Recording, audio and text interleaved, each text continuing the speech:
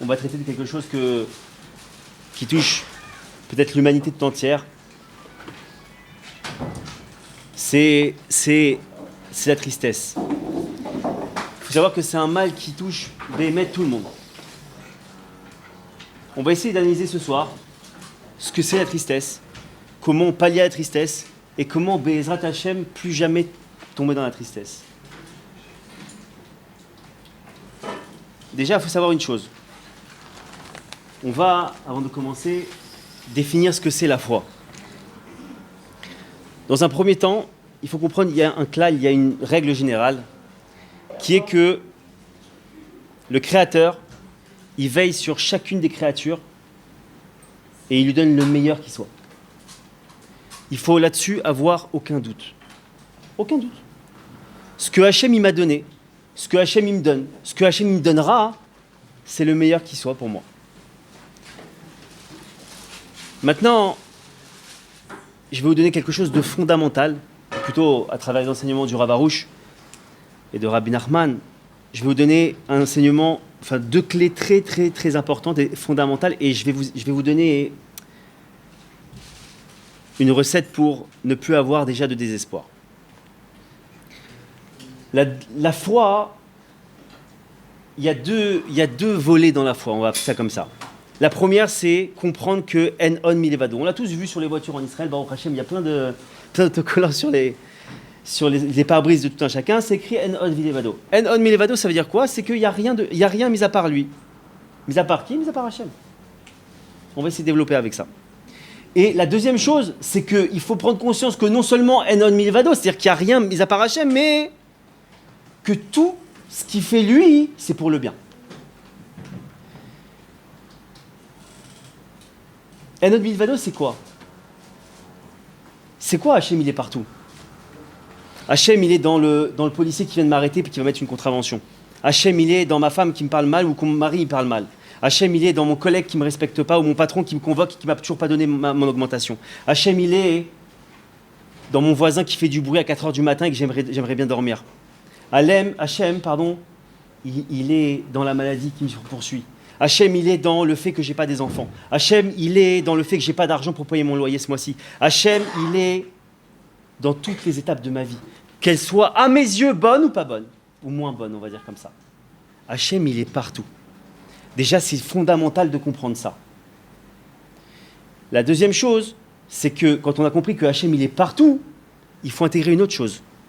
Que tout ce qu'il fait, toutes les fois où il est dans quelque chose, c'est pour le bien. C'est une chose fondamentale c'est une expérience personnelle que j'ai eue, que j'ai travaillé, que j'ai essayé et qui fonctionne. Lorsque vous avez déjà, c'est une première clé que je vous donne tout de suite là maintenant. Quand on commence à sentir que le Yetzer Hara de la tristesse, il arrive à nous attraper, à essayer de nous faire tomber au fond. Première chose à faire, j'arrête, j'écoute plus. Première chose à faire, deuxième chose à faire, je comprends une chose. Je mets en avant. En fait, dans l'être humain, il y a deux choses. Il y a la foi et il y a la raison. La raison, c'est qu'est-ce que la société, qu'est-ce que mon éducation, qu'est-ce que la télé, qu'est-ce que le cinéma, qu'est-ce que tout ce qui tourne et gravite autour de moi m'a inculqué et m'a fait croire que ce monde-là, ou ce que je vis aujourd'hui, est une réalité. Le deuxième volet, c'est quoi? C'est ma foi. La foi d'un homme, qu'il soit juif ou non juif, il doit le faire arriver à dépasser cette réalité qui enferme l'homme dans cette croyance qu'on lui veut du mal et dans cette croyance qu'il y a du mal dans ce monde. Ça, c'est les 3 étapes. Ensuite, il faut être capable, lorsque on commence à sentir cette sensation désagréable de tristesse qui nous envahit, d'être capable de faire et de répéter continuellement les 2 choses que je vous ai dit. En On Milevado, il n'y a rien autre chose que lui, et tout est pour le bien. de demander à Hachem de nous convaincre de manière fondamentale, intrinsèquement, que je te demande Hachem, parce que ça aussi on le verra dans le cours, Bezrat Hachem, que tout se demande à Hachem, même la foi, même la prière, on doit prier pour prier. Rien n'est acquis dans ce monde, rien. Et Hachem, il a fait exprès de ça. Pourquoi il a fait exprès ça? Pour comprendre une chose. Si moi je te donne accès à quelque chose sans que tu passes par moi, alors tu vas croire que j'existe pas, Chas v'Shalom. Mais si je t'oblige à passer par ce point-là, par ce péage, entre guillemets, alors tu vas comprendre à chaque fois que tu vas passer, tu vas dire « Ah, il existe ». Maintenant, on sait très bien que la punition de certaines personnes, certains hommes, ou femmes, c'est de croire que Hachem, il leur ouvre le passage du péage, et finalement il passe, il croit qu'il n'y a pas de péage. Mais le problème, c'est que en fait, toute une vie passe dans une espèce de shaker, de croire, de mensonge, de croire que Hachem, il n'existe pas, Chas v'Shalom. Donc, se convaincre continuellement et demander à Hachem, que je sois convaincu que Be'emet, En On Milevado, il n'y a que toi. Et la deuxième chose, que maintenant que je suis convaincu qu'il n'y a que toi, que je vois le bien partout, que je cherche et que tu me montres le bien partout. Dans toutes ces épreuves-là que j'ai, que tu me montres le bien. Qu'à aucun moment, dès que j'entends le mot tristesse, dès que j'entends le mot, on va le voir après, dès que je vois arriver l'autoculpabilisation qui commence à arriver, hop, je ferme mes écoutilles, j'écoute plus, ça m'intéresse pas. Comme s'il y avait quelqu'un qui voulait la shonara ou des choses qu'on n'a pas envie d'entendre. Il y a des moments où on est capable de dire à une personne, écoute, ça m'intéresse pas ce que tu dis. Arrête, ça m'intéresse pas. Viens, on clôture la conversation. On sent que la tension commence à monter entre deux individus qui commencent à discuter ensemble. S'il y en a un des deux qui est un peu plus intelligent que les autres, qu'est-ce qu'il va dire? Il dit, écoute, viens, on arrête la conversation là. Dommage. On est des bons amis, pourquoi on... C'est dommage. Alors avec le Yetzirah, faut pas lui... Quoique, je sais pas si on peut le dénommer un ami, en tout cas, il nous sert beaucoup à se connecter à Dieu. Mais on verra ça peut-être dans un autre cours, mais en tout cas, là, voilà. Maintenant, c'est quoi un homme qui considère que, entre guillemets, qui n'a pas la foi, qui n'a pas les mouna en Hachem, que Hachem il existe? Un des indices, qui peut lui dire, un baromètre, pardonnez-moi, plus simplement, un baromètre pour comprendre et savoir où on en est aujourd'hui au niveau de la Emouna, c'est quoi?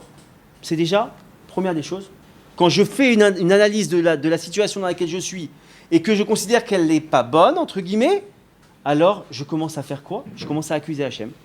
Je commence à dire quoi? Je suspecte finalement quoi? Que le Créateur est en train de nous tourmenter.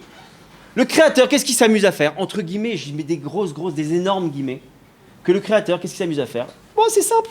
On est samedi soir. Bon, il voulait s'amuser un peu. Qu'est-ce qu'il a fait? Il a réuni tous les malachim. Mais qu'est-ce qu'il a fait? Il m'a pris lui, il m'a pris moi. Et il a dit, on va s'amuser un peu.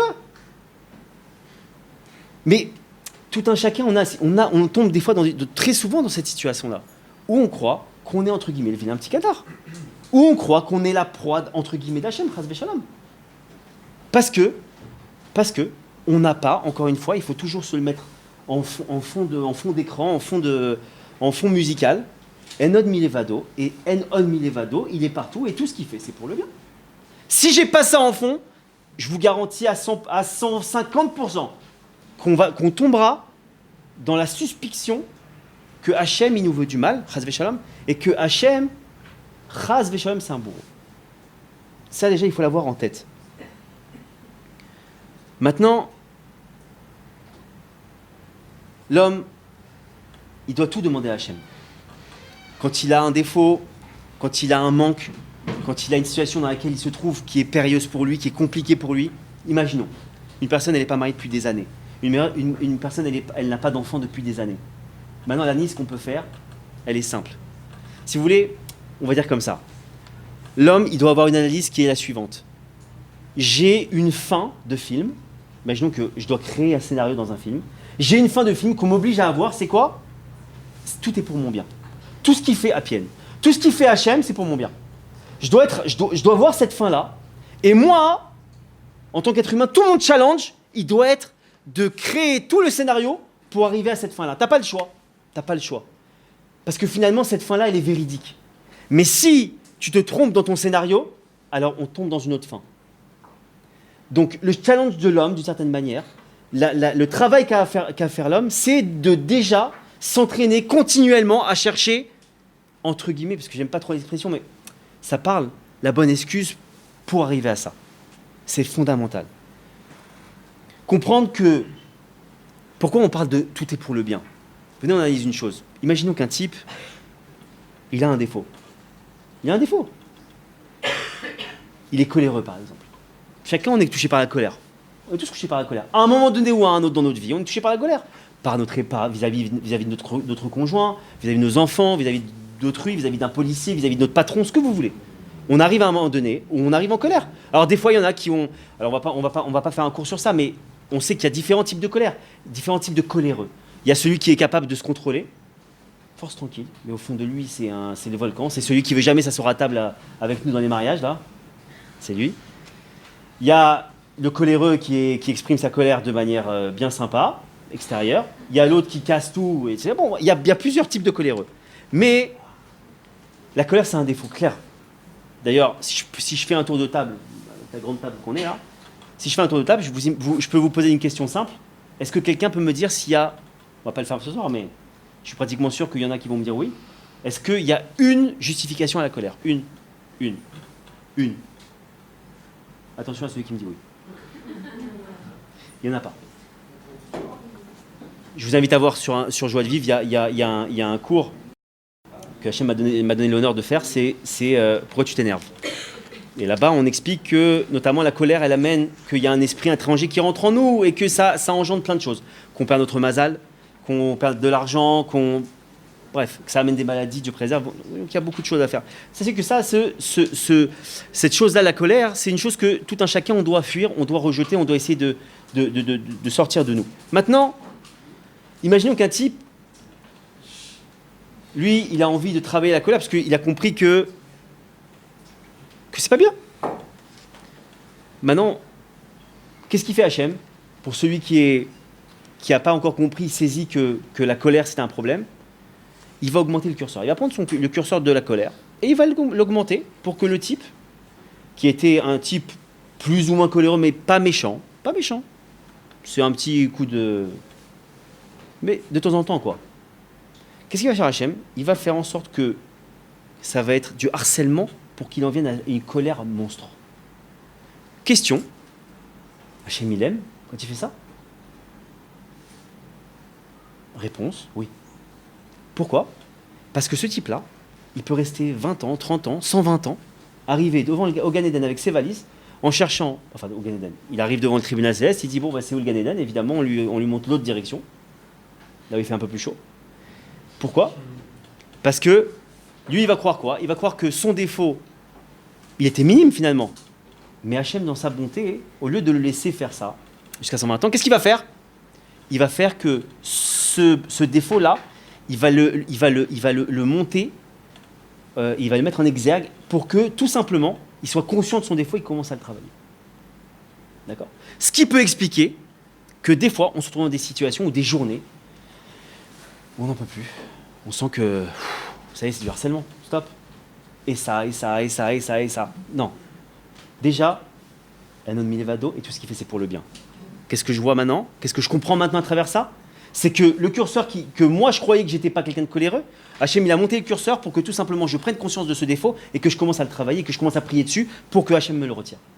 Ok? Ça, c'est une analyse qu'on doit comprendre.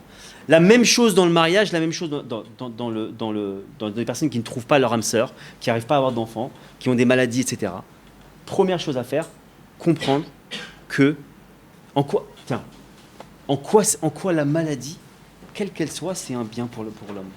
En quoi c'est du bien pour Hachem? En quoi c'est du bien de la part d'Hachem une maladie? J'en veux pas de ta maladie, moi. Laisse-moi tranquille. En vérité, on se rend compte d'une chose. L'être humain, il a été créé à partir de la terre, comme quoi on l'appelle Adam. Adam, Adama, c'est la terre. Parce que la terre, elle a cette lourdeur. L'homme, il est lourd. Pas lourd dans le sens qu'on comprend, mais il est lourd parce qu'il ne veut pas se bouger. L'homme, à la base, c'est sa nature, c'est d'être... j'ai pas envie de me lever, j'ai pas envie de... Bref. Hachem, qui nous connaît bien parce qu'il nous a créés, il a envie qu'on se réveille. Alors, comment on se réveille? Il a envie, pardonnez-moi, Hachem, il a créé ce monde pour qu'on le connaisse, qu'on le reconnaisse. Ça, c'est une notion fondamentale que tout un chacun il doit comprendre et intégrer. Connaître et reconnaître, il n'y a pas plusieurs façons de le faire. Il n'y en a qu'une. La seule façon de se connecter à Hachem, c'est par la prière. Une. Ah, mais le Limoud Torah, l'étude de la Torah alors? Non, non. Le Limoud de la Torah, l'étude de la Torah, il te permet d'arriver à la prière. D'accord? La connexion à Hachem, elle se fait par la prière. Et quelle prière? Et c'est tout ça, l'Aïd Bodédout. Parenthèse à faire sur l'Aïd Bodédout, 2 petites secondes, mais très importante. L'Aïd Bodédout n'est pas le porte-drapeau de quelque chassidoute que ce soit, Breslev, ce que vous voulez, d'accord, je le dis dès maintenant, devant la caméra, devant vous tous ici réunis. L'Aïd Bodédout, pardonnez-moi, existe depuis la nuit des temps. L'Aïd Bodédout, écoutez bien, avant qu'on ait avant qu'on ait je vais y arriver, avant qu'on ait les sidours de prière, d'accord, c'est la Knesset Agdola qui a créé ça. La Knesset Agdola, elle s'est rendue compte qu'à un moment donné, c'est un peu historique mais c'est important de le savoir, la Knesset Agdola, c'était la grande assemblée, a commencé à voir que les gens ne savaient plus prier d'eux-mêmes. Qu'est-ce qu'ils ont fait? Ils ont écrit un texte, selon des notions kabbalistiques, des choses très poussées et très profondes. Et qu'est-ce qu'ils ont fait? Ils ont mis sur papier un texte à dire pour tout un chacun, afin que Hachem puisse entendre notre prière, notre réclamation, par rapport à tous les sujets, entre guillemets, généraux de la vie. La santé, la réussite, la parnassa, ce que vous voulez, d'accord? Mashiach, tout. Maintenant, on peut se rendre compte dans la prière que l'on fait tous les jours, la Hamida, qu'on fait 3 fois par jour, que, entre guillemets, il y a des sujets qui sont pas traités. Mon fils qui me répond, c'est pas un sujet qui est traité.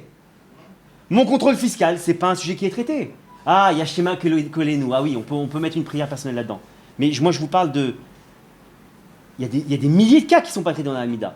La Hamida, il faut comprendre que la Hamida, qu'on fait tous les jours, les 3 prières qu'on fait, c'est ni plus ni moins qu'un entraînement pour l'Aïd Bodédout. Maintenant, cette Aïd Bodédout là, sachez qu'elle était faite par tout le Ham Israël. Tout le peuple faisait Aïd Bodédout avant que cette Hamida là, à l'écrit, soit sortie.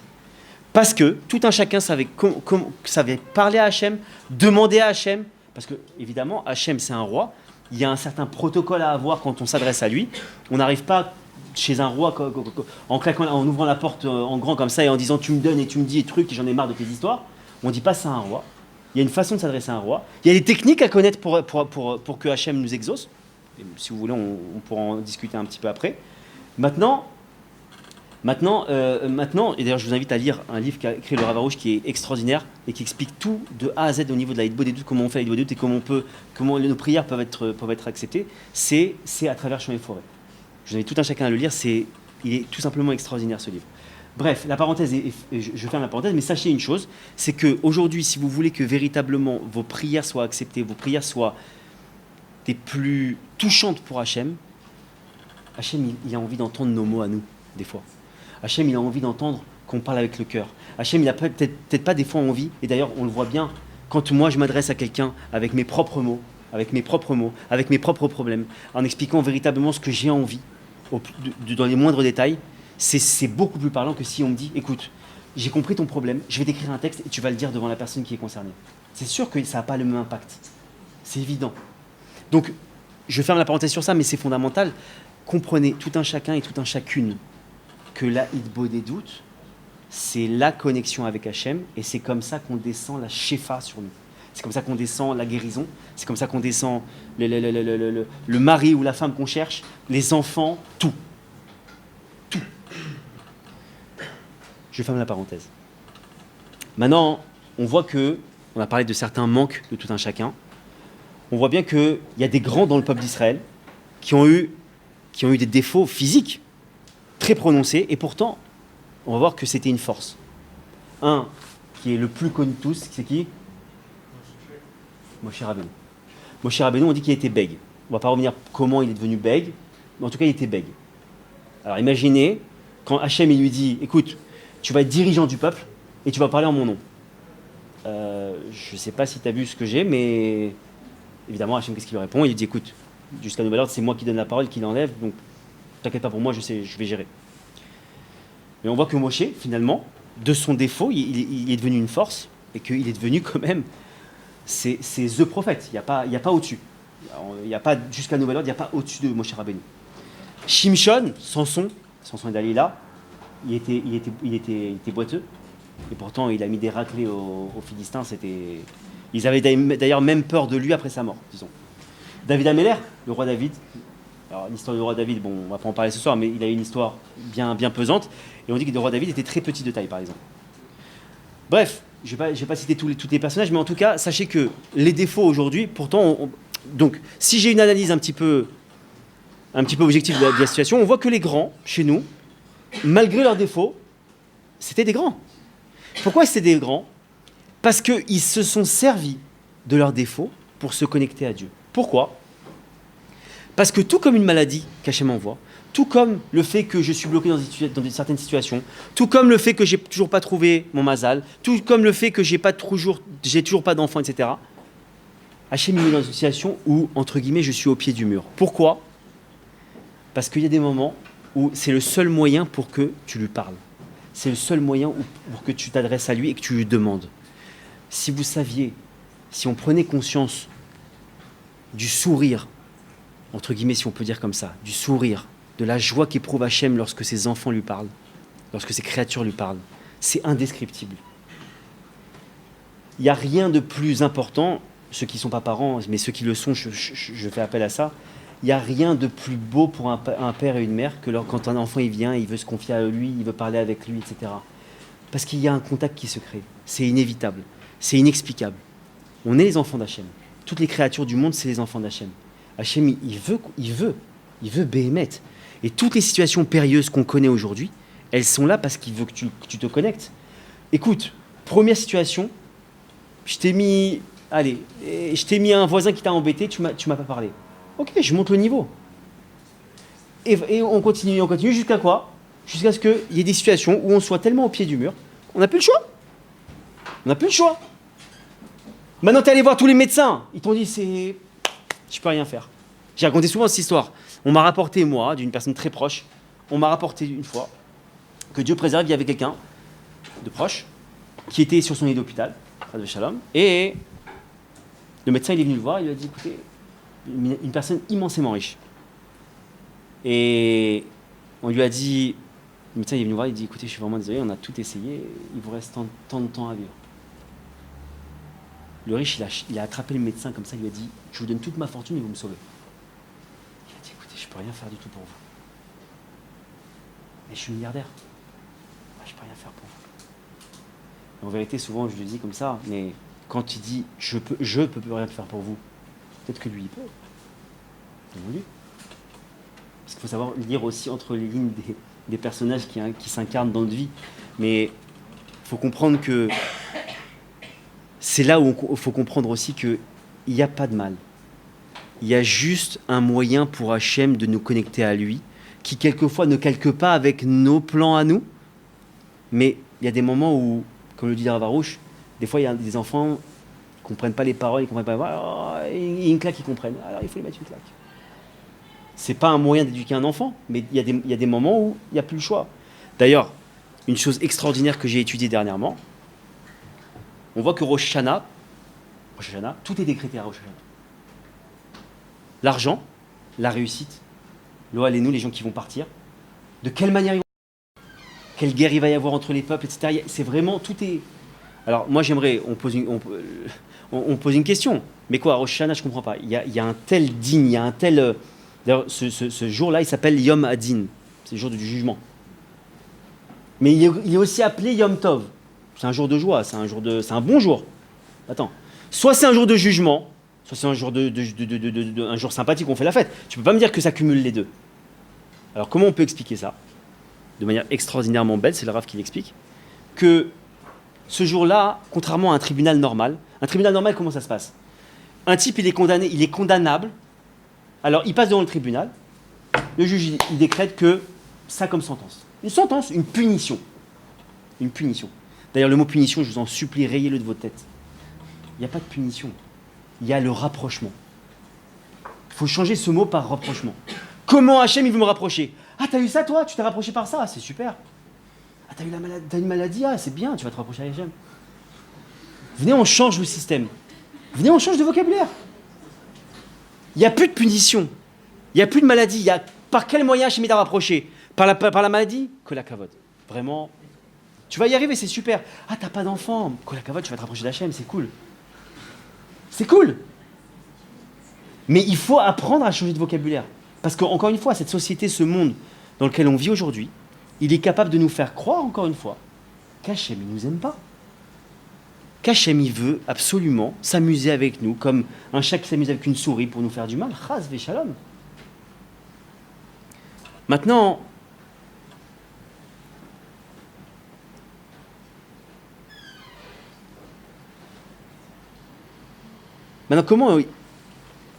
comment il travaille le Yetzer Hara? Le Yetzer Hara, comment il travaille? Nous, on vient d'analyser la chose que il n'y a pas de mal dans ce monde, que toute chose, on doit l'analyser de manière positive et comprendre que c'est un rapprochement qu'Hachem veut. Ah oui, pardonnez-moi, je n'ai pas fini sur Rosh Hashanah. Je finis parce que c'est fondamental ce qui a été dit. Que Rosh Hashanah, donc, dans un jugement, dans un jugement terrien, terrestre, comment ça se passe? Donc le juge, il décrète une punition sur la personne qui doit être punie par rapport à la faute ou la transgression qu'il a fait. Ok, bon. Ça, c'est humain. Maintenant, Hachem, ce qui l'intéresse, on l'a dit, c'est qu'on se rapproche de lui. Pas de nous punir. Lui, ça n'intéresse pas de nous punir. D'ailleurs, comprenez une chose. Il y a deux entre guillemets, je n'imite pas Hachem comme ça, mais il faut comprendre. Il y a deux notions chez Hachem qui sont prépondérantes. La notion de din, de justice, et la notion de miséricorde. D'accord? La mission de din, le jugement, pardonnez-moi, la rigueur plus précisément, elle n'est valable en aucun cas ici sur Terre, dans notre monde ici. Parce que le jugement d'Hachem, ce n'est pas un jugement comme on peut le voir sur Terre, c'est-à-dire, en gros, le juge, c'est selon son sentiment, s'il a bien dormi hier soir, s'il a bien mangé, s'il y a des trucs. Alors, il va bien nous juger ou pas bien nous juger? Bon, non, Hachem, c'est du... Quand on parle de din, quand on parle de jugement, c'est du millimétré. C'est soit A, soit B. Il y a une loi, tu l'as respectée, c'est bien. Tu ne vas pas respecter, tu payes. Ça, c'est ce qu'on aura à 120 ans, Bezrat Hachem. Mais ici, il n'y a pas de dîme. Ici, c'est que de la miséricorde pure. Pourquoi? Parce que sinon, encore une fois, vu que Hachem, on vient de le dire, c'est que de la entre guillemets, de la rigueur là-haut, la rigueur, c'est simple. C'est tu marches pas droit, tu prends des coups, mais de manière, je ne vais pas dire punitive, mais bref. Donc il faut comprendre qu'ici, il n'y a que de la miséricorde. Alors pourquoi on parle de Rosh Hashanah? Parce que Rosh Hashanah, le but de Rosh Hashanah, qu'est-ce qu'il décrète Hachem Rosh Hashanah? Je ne sais pas comment une personne elle va partir. Il décrète par quelle épreuve je vais rapprocher mon fils ou ma fille. C'est pas combien tu vas perdre d'argent. C'est, tiens, je vois que sur son dossier, si je lui envoie une épreuve avec l'argent, il va se rapprocher de moi. Il va me prier. Tiens, si je le marie, il ne se rapprochera pas de moi. Si je ne le marie pas cette année encore, il va encore se rapprocher de moi par la prière. Après, je lui donnerai quand il voudra. Donc, il faut comprendre que à Rosh Hashanah, et c'est une vision complètement différente de ce qu'on nous a toujours dit. Rosh Hashanah, c'est Yom Hadin. Il faut pas pleurer, mais enfin, il faut pleurer, mais enfin, il faut pas s'angoisser, mais enfin, c'est presque angoissant. Mais on dirait que c'est Tisha B'Av, mais au mois de Tishri, genre. Non. Hachem, il décrète comment il va nous rapprocher cette année. Et ça, c'est fondamental. Maintenant, comprenons une chose. La guerre qu'on a avec le Yetzer Hara aujourd'hui, elle est entièrement psychologique. Psychologique. Sa puissance, sa force, c'est de prendre une situation, de sortir tous les bons côtés et de grossir les mauvais.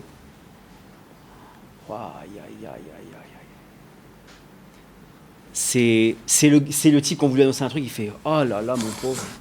Oh là là là là là là là. » Ça, c'est toujours agréable, ça. Il y a toujours ça quand on annonce un truc. « Oh là là là là là là. » Ça, c'est des types qu'il ne faut jamais inviter parce que on l'appelle Joe l'angoisse, lui. Il aide à l'angoisse. Bon, bref. En tout cas, cette petite voix-là, elle est très étrouvante chez nous. C'est « Oh là là là là, qu'est-ce qui t'arrive, mon pauvre, ma pauvre. Mais t'as vu ce qui se passe? Mais attends, mais... Et c'est continuellement. Et qu'est-ce qu'il va faire? Le Yetzirara, il va nous montrer que le manque, mais jamais ce que je gagne. Moi, l'analyse que Kachem m'a laissé faire là, c'est de vous montrer que c'est pas le mauvais côté qu'il faut voir, c'est le bon côté. C'est pas la punition, moi, c'est le rapprochement qui m'intéresse. Nous, on doit avoir cette gymnastique-là de toujours faire en sorte d'analyser la chose que comment Hachem il cherche à me reprocher. Pas comment il me punit, pas la galère qui m'arrive. Tiens, intéressant. Comment je fais, comment je vais me rapprocher aujourd'hui? Tiens, il m'arrive ça, je vais me rapprocher. Il faut avoir cet automatisme et ce mécanisme-là. Maintenant, il y a un autre ennemi qu'utilise le Yetzirara, une autre force qu'utilise le Yetzirara et qui amène à la tristesse, parce que c'est ce sujet de ce soir, c'est la culpabilisation. La culpabilisation. Il y a aussi des spécialistes dans la culpabilisation c'est le... Ça, c'est... Vous savez, des fois juste avec une mimique, on peut détruire un homme. Le type, il a fait une bêtise, il se tourne comme ça, il regarde à droite à gauche, et puis il y a un type qui regarde comme ça, qui fait... Et là, il se dit, il m'a grillé lui. Très souvent, il y a ça. D'ailleurs, je vous invite à une chose. On ne va pas en parler ce soir, mais sachez une chose. Hachem, il utilise des leviers continuellement. Des leviers, c'est quoi? Pour réveiller certains, alors il va utiliser des leviers. C'est quoi des leviers? Le voisin qui vous réveille à 4h du matin avec une musique à fond, lui, c'est ce qu'on appelle un bâton, un levier. Lui, Hachem s'en est servi pour nous réveiller, pour nous rapprocher. Mais le problème, c'est que lui, il a maintenant ouvert un dossier. Attends, on ne peut pas impunément déranger quelqu'un à 4h du matin sans devoir des comptes derrière. Je parle sur un plan même spirituel. Maintenant, pourquoi je vous dis ça? Et c'est un exemple tout bête, mais tout un chacun, on le fait. Vous savez, la petite blague qui est pour faire peur à l'autre. Ah, purée, ils viennent d'enlever ta voiture. Tu t'es garé en bas, ils viennent de prendre ta voiture, je crois que c'est ta voiture qui vient de partir. Non, je rigole. Ce truc-là, sachez une chose. Vous venez d'ouvrir un dossier. Parce que la peur que tu viens de faire au type, l'angoisse que tu viens de lui mettre d'une fraction de seconde, qu'est-ce que tu l'as fait? Tu viens de le rapprocher d'Hachem d'une certaine manière. Parce que lui, normalement, en une fraction de seconde, si c'est un bon, il fait ouais, attends. Hachem, Toda Rabba, Hachem, s'il te plaît, aide-moi, parce que j'ai besoin. Normalement, si c'est un bon, il fait ça. C'est un bon. Hein. Maintenant, Baruch Hachem, on ne fait pas toujours tout ça. Donc, la peur, la crainte qu'on vient de lui inculquer, sachez que c'est, entre guillemets, on a été bâton. On a été levier d'Hachem. Donc, il faut éviter ce type de choses. Il faut éviter de rentrer dans la peau d'un bâton. C'est tout. Parce que quand ça se ressent. Le charrieur aussi, hein, le moqueur, là, celui qui se moque tout le temps, qui blague tout le temps, qui fait toujours des blagues devant tout le monde, qui fait rire toute l'assemblée et qui peut afficher un type. Sachez que faire honte à quelqu'un, c'est plus grave que là. On ne va pas faire de débat là-dessus, mais sachez qu'il faut faire très attention. Il faut commencer à analyser, est-ce que je vais servir de bâton ou est-ce que je ne veux pas servir de bâton? Il faut analyser tout ça, c'est important. Donc, la culpabilisation, je m'excuse, j'ai pas de notion d'heure. Ok, d'accord.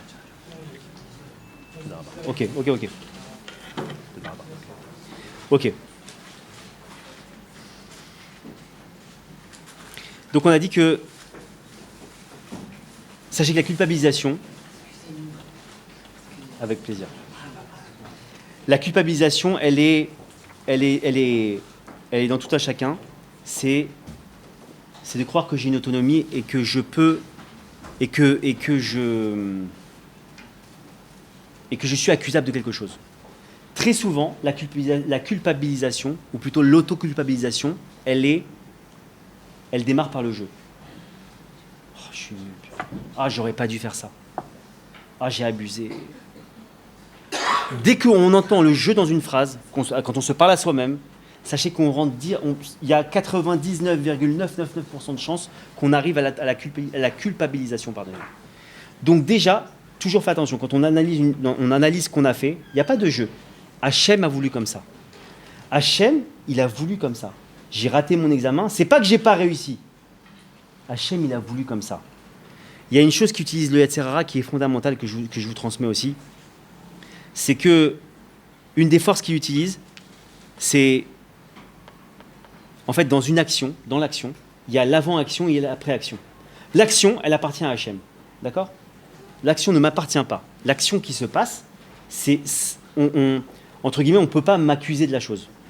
Par contre, l'avant-action et l'après-action, j'ai deux réactions, j'ai deux analyses à faire. On dit quoi? On dit que avant l'action, j'ai un libre arbitre, de mettre tout en action, c'est ce qu'il y a de dire, pour que cette action-là arrive à bon port et se passe dans les meilleures conditions. Et après l'action, quel que soit le résultat, je dois accepter avec amour et joie. Pourquoi? Encore une fois, on revient au début du cours. Enon milevado, il n'y a que lui et que tout est pour le bien. Quel que soit le résultat. Quel que soit le résultat. Il me plaît pas, haine.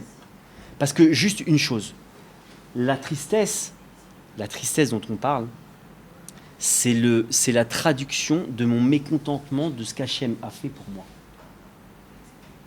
Est-ce qu'on peut imaginer que l'être suprême, l'être le plus intelligent, le plus parfait, le plus génial, le plus extra de tout, qui connaît tout, qui sait tout, il est capable, moi, petit moucheron d'être humain, je suis capable de dire à Hachem, écoute, tu sais quoi Hachem, tu t'es trompé, fais tchouva. Fais tchouva. Appelle-moi, la prochaine fois que tu prends une décision Hachem, appelle-moi, je te donne conseil. Qu'est-ce que c'est? Finalement, c'est quoi la tristesse? C'est quoi la culpabilisation? C'est quoi culpabiliser sur quelque chose où... Mais ça sous-entend que Hachem, tu t'es trompé, Chas v'Shalom. Tu t'es trompé, t'aurais dû faire comme ça. Le type ou la fille qui a des épreuves, la plupart du temps, et je m'inclus avec vous, action, au fond peut-être de notre cœur, d'un moment donné, de ne pas accepter de manière chalem, de manière complète, pardonnez-moi, ce qu'Hachem a fait de ça, a fait de nous.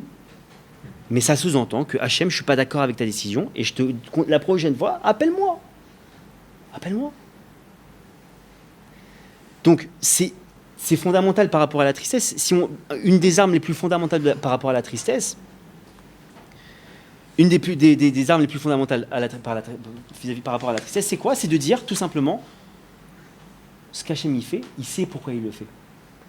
Un bébé de quelques semaines, il ne peut pas se mesurer à son papa ou à sa maman qui a X années devant lui, qui sait bien plus que lui les choses et quel est le bien qu'il lui faut pour lui et à quelle heure il doit se coucher, à qu'est-ce qu'il doit manger, etc. On n'a jamais vu un nouveau-né dire à sa mère, écoute, j'en ai marre de ton lait, file-moi un petit hamburger, un truc sympa, quoi. La Pkeila pour les Tunisiens, mais... Donc, il faut comprendre que on est au même stade. Même stade. On est des nouveau-nés devant un adulte. On ne sait pas ce qui est bon pour nous. Accepter une chose, de dire que Hachem, il fait tout pour le bien, et que accepter que ce que je veux, c'est pas bon pour moi. Ce que lui, il veut, c'est bon pour moi. Je vais clôturer sur ça, parce que le temps, malheureusement, est un petit peu court, pour vous dire une chose. Il y a deux grands hommes, pardonnez-moi, qui, dans l'histoire juive, ont été des hommes extraordinaires, qui ont connu les pires épreuves, et pourtant, on va le voir après, qui ont eu un cadeau extraordinaire. Ces deux hommes, c'est Yosef Hatzadik, le fils de Yaakov, Joseph, le fils de Jacob, d'accord, et le roi David. Je vous invite à lire, on va pas le détailler ce soir, mais je vous invite à lire l'histoire de tout un chacun. On peut faire un roman avec ça. On peut faire des romans. D'ailleurs, je ne comprends pas qu'il n'y ait pas de film qui soit sorti comme ça, parce que c'est des trucs de folie. Yosef, on l'a fait en tic-tac. Todarba, merci. Yosef, on l'a fait en tic-tac. Yosef, qu'est-ce qui s'est passé? À 17 ans, il est jeté dans une fosse par ses frères. Il est ensuite pris par une caravane de marchands. Il arrive en Égypte. Il est accusé de certaines choses avec la femme du gouverneur. Il est jeté en prison. Quand il est jeté en prison, qu'est-ce qu'on lui dit? Alors lui, qu'est-ce qu'il pose comme question? Combien de temps? Je sais pas. Toi en prison, je sais pas. Imaginez le truc. On met quelqu'un en prison, on lui dit combien de temps? Je t'ai pris combien de temps? Je sais pas. Ah, tu peux... je sais pas. C'est comme si je disais à un type, comment ce travail, et je finis quand? Je sais pas. Tu fais le travail, je te dirai quand tu t'arrêtes. Non, psychologiquement, vous imaginez psychologiquement comme c'est... Je sais pas, il faut une limite. L'homme, il a besoin d'une limite, il a besoin d'un début, d'une fin. Bref, Yosef, il a eu ça. Qu'est-ce qu'il faisait en prison? Les sages nous disent, il tapait des mains, il chantait et il dansait. Attends, Youssef, t'es en prison. Il faut savoir que les prisons égyptiennes, c'était des espèces de cagibi où on n'avait pas la place de s'asseoir. On devait rester debout. D'accord? Et le peu qu'on pouvait s'asseoir, c'était comme ça. La puanteur, je vous raconte pas, la crasse, je vous raconte pas. Et lui, qu'est-ce qu'il faisait? Il tapait des mains, il chantait, il dansait. Pourquoi? Parce que tout simplement, il a compris que En od milevado, il mettait en pratique toujours, En od milevado, et tout est pour le bien. Il disait, moi, à mon échelle humaine, je ne peux pas comprendre. Je ne peux pas accepter parce que moi, je ne vois qu'une partie du film. Mais comme je sais qu'il y en a un qui dirige le monde, et qu'à un moment donné, je comprends qu'il sait mieux que moi, sûr, et que j'ai vu dans ma vie que finalement, il y a toujours des happy end. Il suffit de regarder la vie des patriarches. On voit que ça, Baruch Hashem, il y a toujours eu des trucs. Alors, il y a cette analyse-là. Et qu'est-ce qu'il a gagné, Yosef Hatzadik? Il est sorti de prison. Il est vice-roi d'Égypte. Et par son mérite, on est sorti d'Égypte. Pas mal. Parce qu'il a toujours gardé la confiance. Même chose pour David Améler, le roi David. On voit que David Améler, bon, je ne vais pas refaire sa vie, mais ça veut dire, si on lit la vie de David Améler, il n'y en a pas un ici, et je m'inclus avec vous, qui tient le choc sur la première épreuve. Pas un. Des viols de ses femmes, des enfants qui veulent le tuer, je sais pas, des trahisons continuellement. Une épreuve comme ça, on tombe tout de suite. Tout de suite. Lui, il a écrit un bouquin entier qui s'appelle les Teilim pour louer Dieu et remercier Dieu de toutes ces épreuves. Attends, David, tu n'as pas les yeux en face des trous ou quoi? Tu vois pas ce qui se passe? Attends, c'est quoi cette vie? Mais non. Oh, merci Hachem, par cette trahison-là, tu m'as rapproché de toi. Un épisode dans David extraordinaire, et je suis toujours là-dessus parce que. Mais on voit la force de David dans une chose. On voit que quand Avshalom, son fils, il fait un coup d'état, on voit que. Qu'est-ce qu'il fait David quand il apprend que Avshalom il arrive avec 400 bonhommes, 400 hommes pour essayer de lui trancher la tête et prendre son trône? David, il prend la couronne comme ça et il la pose sur son trône et il part en marchant tranquillement. Réaction de tout un chacun. Qu'est-ce qu'on fait si demain on apprend qu'il y a un type sanguinaire qui vient avec 400 bonhommes pour nous faire la peau?